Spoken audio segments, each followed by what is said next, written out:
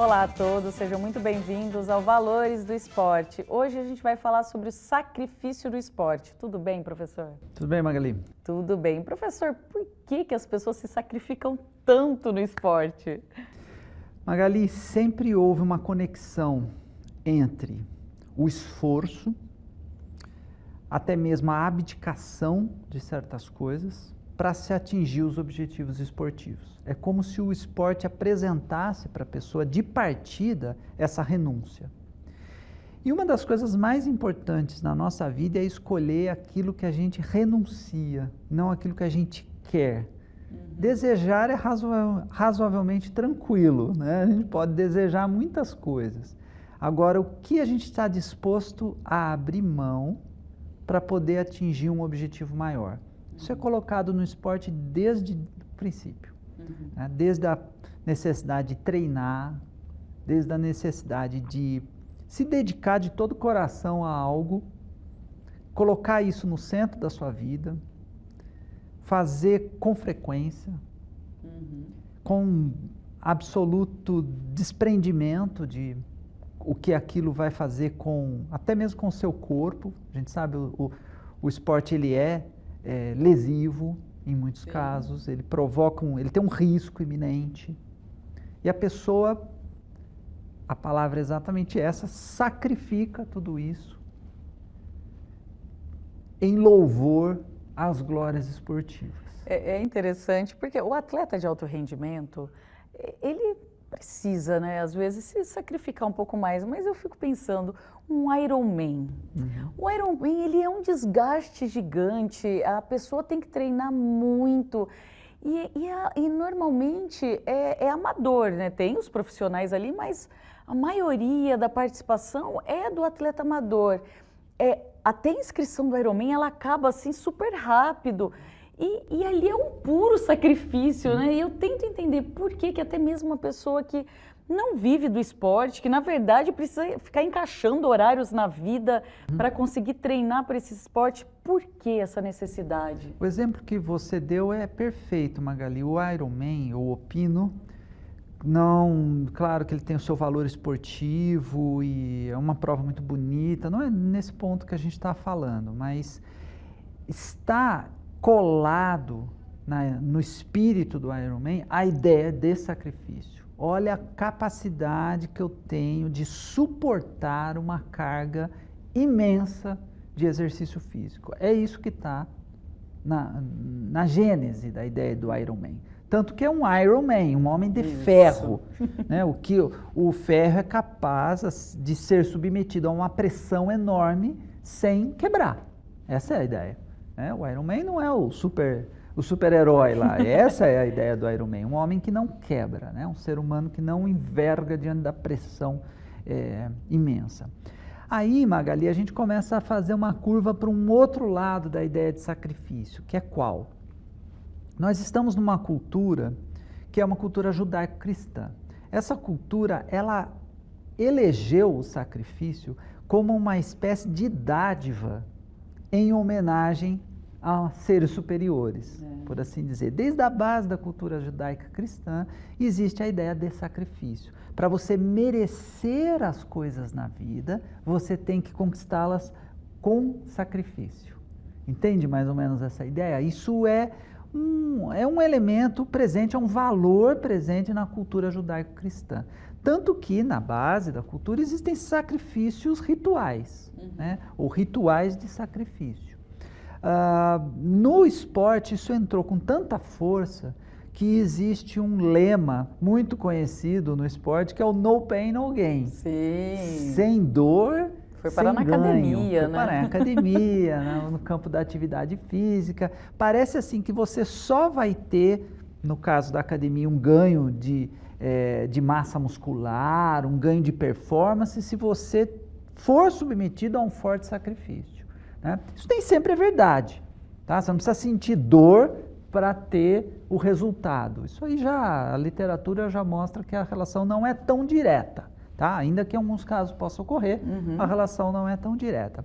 No esporte, isso também entrou como uma espécie de lógica de troca. É aí que me preocupa um pouco. eu vou me sacrificar, porque se eu me sacrificar, eu vou ter o resultado. O esporte, ele é tão polissêmico, ele é tão imprevisível, por isso que ele é um fenômeno espetacular, que eu não posso fazer essa relação direta. Tem equipes que se sacrificam muito, tem atletas individuais que cometem um grande sacrifício e que por um reles detalhe do destino perdem aquela partida. Não foi a equipe que mais se sacrificou que venceu, necessariamente, toda vez. O sacrifício é um dos componentes. É como se fossem várias formas, várias tentativas, várias alternativas que o atleta tem para se alcançar aquele benefício. Né? E o sacrifício está em uma delas. Então, quando a gente pensa, eu mencionei como marcador a tradição judaico-cristã, em que muda a ideia de sacrifício. Então, vamos olhar para antes da ideia, para antes do advento judaico-cristão, para ver se o argumento se sustenta. Antes, então, do advento judaico-cristão, o sacrifício não era tão considerado, e não era mesmo. Como que nos Jogos Olímpicos da Antiguidade se justificava a vitória de uma pessoa, de um atleta? Porque ele teria se sacrificado mais que o outro? Não, porque Nike, a deusa da vitória, aquela deusa alada, que né, dá origem lá à marca Nike, né? Sim. Só que em grego se fala Nike, ela vem e abençoa, sem muita razão. Ela é uma deusa meio, como eu posso dizer assim, ela faz o que dá na cabeça dela, a deusa Nike, né? Seu esforço é torcer para ela te escolher. Exatamente. O grego achava que tinha algo de misterioso, e nesse sentido eu penso que ele captura o espírito esportivo de uma forma muito interessante. Ele sabia que ele tinha que se esforçar o máximo que ele pudesse, mas ainda assim ele tinha que contar com a graça, vamos dizer, com o interesse de Nike em se fazer presente e trazer para ele a vitória. O advento judaico-cristão, com a mudança de uma visão politeísta de muitos deuses para uma visão monoteísta, um único Deus, colocou no papel do sacrifício o acesso a esse Deus. Deus olha, o Deus cristão, olha para aqueles que se sacrificam. Essa lógica entrou no esporte e o sacrifício esportivo tem um pouco hoje esse tom. O sacrifício pegou. Pegou. Professor, muito obrigada pela participação. Bom, gente, no próximo bloco eu vou conversar um pouquinho mais sobre o sacrifício com o Dr. Fidel Machado. Espero vocês. Até lá.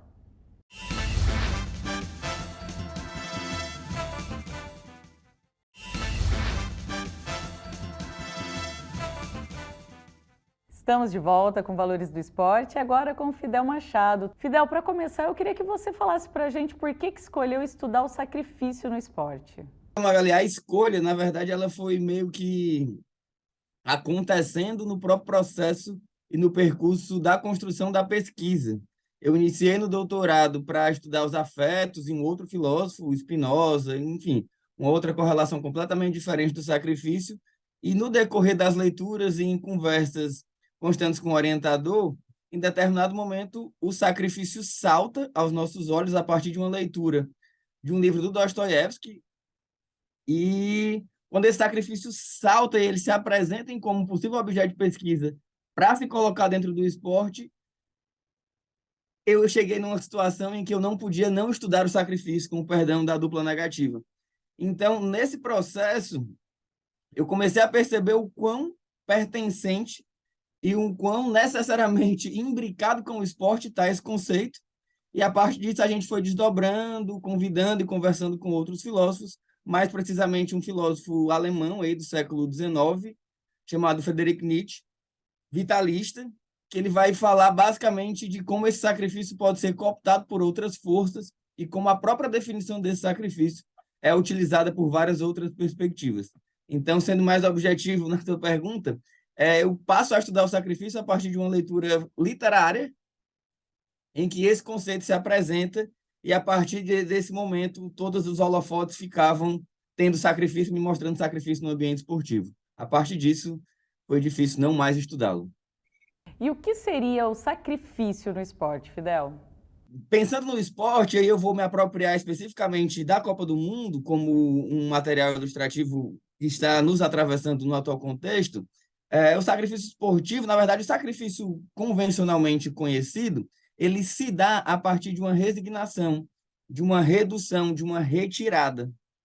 Só que aí o Nietzsche ele vai pensar, e ele, como um filósofo da suspeita, vai nos convidar a repensar e perspectivar esse conceito. Será que tem como a gente enxergar o sacrifício por uma outra perspectiva? Ou será que essa perspectiva hegemônica e dominante é a única forma de entender? E, sobretudo, quais forças ou quais instituições se apropriam de determinados conceitos, ou melhor, se apropriam de determinados significados do sacrifício para fazer uso? Então, o que seria o sacrifício esportivo? Seria essa egrégora aí, essa atmosfera que diz que para conseguir determinadas coisas eu preciso retirar, eu preciso abdicar, eu preciso resignar, e muitas vezes eu preciso até me martirizar para conseguir. É uma lógica meio que perversa que vai dizer assim, ó, se você não fizer determinadas coisas, se você não abrir mão de determinados prazeres, a probabilidade de você conseguir determinados feitos, e no esporte a gente está falando de um campeonato, de um pódio, de uma medalha ou de alguma conquista esportiva, no decorrer dos campeonatos, você não vai conseguir. Dialogando muito aproximadamente, muito sutilmente e às vezes escancaradamente com aquela ideia da meritocracia. Então, quanto mais esforço você fizer, quanto mais você abdicar das suas questões, maior a probabilidade de você conseguir. Lembrando da Copa do Mundo, o jogador Danilo, ele se lesionou e continuou na partida porque não tinha mais substituição. A gente pode considerar isso, então, como um sacrifício no esporte? Eu faço uso e corroboro com o que você está falando, mas, ao mesmo tempo, também tem um outro exemplo que, para mim, foi muito sintomático, os jogadores em alguma churrascaria lá do Catar comendo uma carne de R$ 9.000. Então, muitas pessoas começaram a criticar o fato deles estarem nesse ambiente em plena Copa do Mundo, e não necessariamente o fato e as condições que fazem com que determinados jogadores ou poucas pessoas, dentro de um país que 33 milhões de pessoas estão com fome, um jogador possa comer um bife de 9.000. Então, às vezes, essa discussão, e aí dá para se enxergar esse momento e esse episódio da seleção brasileira de várias formas. Então, seriam os jogadores privados de determinados prazeres para conseguir o título da Copa do Mundo? E aí vem um exemplo muito clássico para mim, que é o Romário. É um cara que quebrava todas essas estruturas e essas réguas normativas do esporte. E ainda assim conseguia performar determinadas características e papéis que o esporte demandava. Ele era muito objetivo, ele era muito efetivo. Então, tem esse lado da abdicação dos prazeres, da redução dos prazeres, de quase uma impossibilidade de sentir prazer nessa vida, e aí é uma das coisas que o Nietzsche mais critica. Não existe, não temos como provar que existe outra vida. Logo, a gente precisa afirmar integralmente a vida que nós estamos no aqui e no agora. Então, por exemplo, será que esse jogador, se não tivesse a certeza que ia ganhar, ou se não tivesse ganhando, ou se não tivesse certeza que ele conseguiria, se mantendo em campo, virar essa partida, ele continuaria? Ou melhor, se ele tivesse a certeza que iria perder, ele continuaria jogando? Enfim, a gente começa a pensar, e aí é um convite que o Nietzsche faz sempre, de perspectivar e de enxergar mesmo a situação por várias formas. Quando o jogador vai lá, faz esse esforço, se martiriza e muitas vezes até agrava uma lesão ou insiste em jogar depois de uma pancada na cabeça, que a gente vê muito, está sendo cada vez mais recorrente. Que tipo de saberes e que tipo de amarras esse jogador tem e tá para que ele insista nessa partida? Que tipo de abdicações ele tem que fazer para se manter nesse contexto? Enfim, essa tese e estudar o sacrifício, para mim, ele é um convite a enxergar sempre o esporte por outros olhos. É tentar pensar o esporte, sobretudo as ações esportivas, ou melhor, uma ética esportiva, dentro de um contexto em que, primeiro, quais fatores fazem com que esses jogadores façam isso, ou esses atletas façam isso?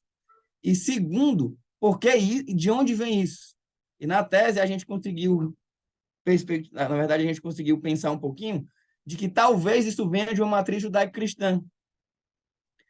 E é muito louco isso, porque vindo de uma matriz judaico-cristã, é muito intrigante como cada vez mais os jogadores fazem uso de símbolos religiosos ou expressam sua fé.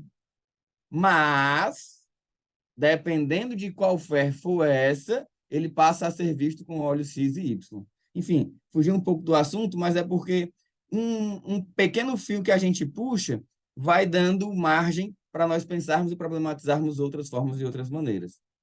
Agora, eu queria que você relacionasse dentro do seu campo de estudo os valores do esporte. É interessante, e aí é até muito bom o título do programa ser Valores no Esporte, porque a própria ideia de valor é algo que o Nietzsche, filósofo esse que eu já me referi anteriormente, vai questionar bastante, porque ele fala que na sociedade moderna os nossos valores são apequenadores e redutores da própria vida. Por quê? Porque muitas das nossas ações não visam o presente, não visam o aqui e agora, visam sempre algo a posteriori. E muitas vezes a gente cai numa ideia de abdicar e fazer determinadas coisas com uma ideia meio que ilusória de atingir, seja a felicidade, seja a vida eterna, ou seja um pódio ao final de um campeonato. Então, é interessante essa pergunta que você me fez, porque nesse contexto que a gente está falando, o sacrifício passa a ser um valor. Então, uma vez que eu não tenha, ou eu não expresse, ou eu não manifeste esse sacrifício, ou seja, uma vez que eu não haja em sacrifício de um determinado fim, eu não vou ser tão merecedor, ou eu não vou ser merecedor de determinados objetivos. Então, isso é muito bom. Agora estou começando até a viajar. Isso é muito interessante porque quando uma ação passa a ser um valor, a gente tem aí um possível dispositivo balizador e regulador dos corpos. E se assim o for, que tipo de conduta esse valor está dizendo e está nos ensinando? Que eu tenho que tirar cada vez mais para conseguir cada vez menos ou cada vez uma coisa só. Então, como isso se dá? A partir do momento que o sacrifício se torna um valor. Fidel, agora eu queria que você falasse um pouco, porque a seleção brasileira teve, né, aquela questão da carne de ouro. O lugar do jogador que está no alto nível, que tem aqueles salários maiores, enfim, esse jogador, ele é colocado como parte de um sacrifício? Ele faz esse sacrifício? Como que a gente entende isso? Ou então passa a hipervalorizá-lo dentro de uma sociedade imediatista, capitalista, que tem na acumulação de bens um valor de sucesso, esses caras eles passam a ser espelhos. E aí, mais uma vez, a grande questão não é na ação e na conduta dele em si. E aí isso é um mecanismo de suspeita e de pensamento que eu sempre tenho feito esse exercício. Não é o fato do jogador fazer, é quais foram as condições que possibilitaram e possibilitam que eles, dentro dessa conjuntura e, sobretudo, sabendo de todas essas críticas, mantenham esses mesmos comportamentos. Então, a minha preocupação não é se o bife custa 9, 10, 12, 15 ou 20 mil reais. A minha preocupação é quais valores fazem com que, e num país de 33 milhões, repito, de 33 milhões de pessoas que estão com fome, uma pessoa ou poucas pessoas tenham a condição de se alimentar ou se dar ao luxo de se alimentar com um pedaço de carne que custa esse valor. Então, pensando na tua pergunta e a partir da tua pergunta, muitas vezes é isso. As pessoas querem veem aquilo que lhes interessa e, dentro de uma sociedade mediada por mídias sociais, as pessoas mostram também aquilo que lhes interessa. Então, por exemplo, dificilmente você vê um jogador mostrando as sessões extenuantes de treino que ele tem que passar para estar ali naquela seleção. Dificilmente você vê um jogador postando a fisioterapia, o treinamento tático, técnico, o acompanhamento de uma equipe multidisciplinar. Mas, geralmente, eles vão postar o quê? Aquilo que também lhes interessa. Que é essa vida ostensiva, que é essa vida regada a regalias e uma série de outros fatores que vendem, atraem e ampliam ainda mais os bens e os capitais que eles já têm de monte. Então, o que o Nietzsche vai convidar vamos entender e pensar a vida a partir da sua integralidade. E aí, fazendo um parêntese e um aporte, o sacrifício ele não se dá somente nessa perspectiva de abdicação. O sacrifício ele não se dá só nessa perspectiva de resignação e redução. A gente também consegue enxergar o sacrifício a partir de uma ótica de afirmação. Que lógica seria essa? Seria uma perspectiva de você entender que toda ação que você faz na vida, por si, você vai abdicar de outra. Não tem como eu fazer tudo, não tem como eu querer tudo. Aquela velha máxima esportiva que diz que não dá para ganhar sempre e não dá para ter tudo. Só que estaria essa sua ação pautada e ancorada em perspectivas vitalistas, em valores vitalistas que afirmam a vida no aqui e no agora, ou você está fazendo determinada conduta para atingir um fim, muitas vezes ilusório, que você não sabe sequer se vai atingir. Por quê? Porque será que esses jogadores, e é mais um convite que o Nietzsche faz, viveriam a mesma situação de abdicação e resignação um sem número de vezes? Se assim eles não viverem, é sinal de que possivelmente eles estejam reduzindo a vida ou entendendo a vida a partir de valores redutores. Uma vez que eles repitam essa ação sem número de vezes, o Nietzsche vai chamar isso de amor fati e de eterno retorno, em que você, a grosso modo, você age de uma maneira tão vitalista e afirmativa que a sua ação ancorada no aqui e no agora, se ela voltar um sem número de vezes, isso não me assustaria. Isso seria motivo de júbilo e alegria. Fidel, muito obrigada pela sua participação, por falar um pouquinho para a gente sobre o seu estudo. Quem sabe aí num próximo programa você venha contar para a gente mais alguma novidade aí que você anda estudando, tá bom? Muito obrigada. Eu que agradeço, Lu. Acabou que deu certo. Por hoje é só, pessoal. Espero vocês no próximo programa. Até lá!